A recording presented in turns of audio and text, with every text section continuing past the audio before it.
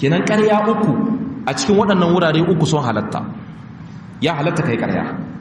Shine take cewa walam asma'uhu yurakhisu fi shay'in mimma yaquluhu an-nas, ban taba shi annabi ya yaran gome dangane da ƙarya ba, dangane da abin da mutane ke hudi, illa fi thalasin, sai a cikin abubuwa guda uku. Ya halatta mutun yayi ƙarya in an zo wurin yaki. A'a, ka taho sai ka gamu da wani kahiri sai yake cewa shin al'umman musulmai su nawa ne? Alhali kai ka san ba su wuce su 10, sai ka ce a sun kai su 5,000. Kaga kai ƙarya. Wannan ƙarya ya halatta. Na biyu sai take cewa wal islah bainan nas, sulhu tsakankanin mutane.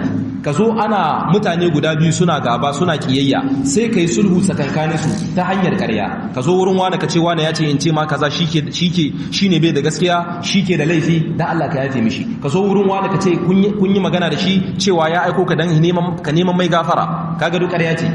Asali lada ma za ka samu wannan gudi ba za ka samu zunubi ba. Sai annabi sallallahu alaihi wasallam yake cewa wa hadithar rajul imra'atahu wa hadithal mar'ati zawjaha, labarin da namiji zai bayar ma matar shi na ƙarya. Wa hadithar rajul imra'atahu, labarin da namiji ke yi da matar shi.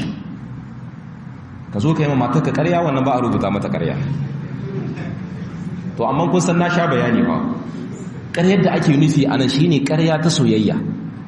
Kai wance duk duniya gaban ga kamar ki ba, na hanga na diba na ga babu mai kyaukyawa kamar ki, kuma ƙarya kake yi. Ka san akwai wata bawa maki ba kana nan kana kokarin mata kishiya, amma ka zo kai ta dada ta, ka ta dandana abincin ta kace ban taba ganin mata wadda ta yi abinci kamar ki ba. Ba mamaki kuma kana nan ka ji ba gishiri, dan dai ka dada ta ka kai mata ƙarya. Ya halatta. Domin buɗe wannan dan a samu soyayya da ƙaunar juna, dan a samu sulhu tsakanin miji da mata. Ƙaryar da ake so kai ita ce ƙarya ta soyayya, ƙarya abinda zai ƙarfafa maka ƙaunarka da kai da ita. Domin shi zamantakewa ta aure dole sai mutum an zo shi sa aka rangwamta yin ɗan ƙarairayi cikin zamantakewa ta aure, saboda in ba da irin wannan ba zama ba zai yi ba.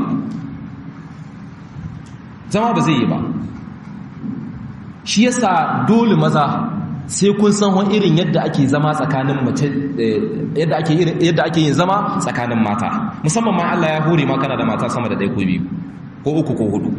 Dole sai kun karanci yadda ake zamantakewa ta aure.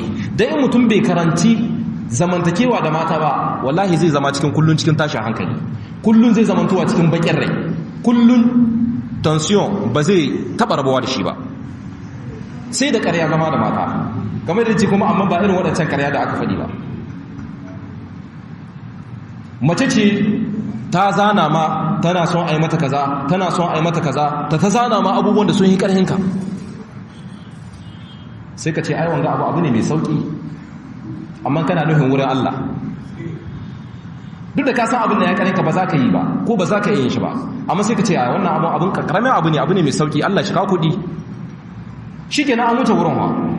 To amma ta zana ma abubuwa kusan 5 ka ce kai ba ka yi, to tashi hankali yau za a yi, kai ba za ka huta ba, ita ma ba za ta huta ba.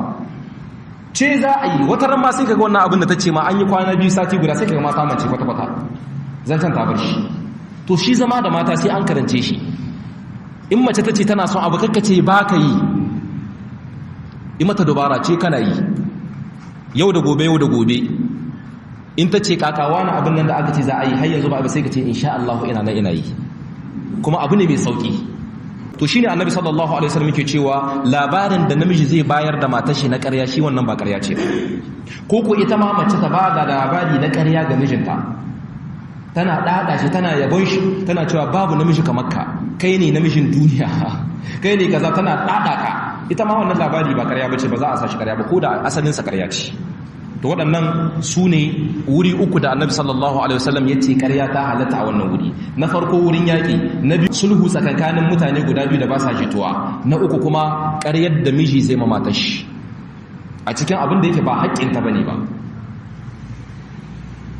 Kuma muka ce a kiyaye ƙarya, akwai ƙaryar da bata halatta mutum yayi ba, ko ga matar shi ce.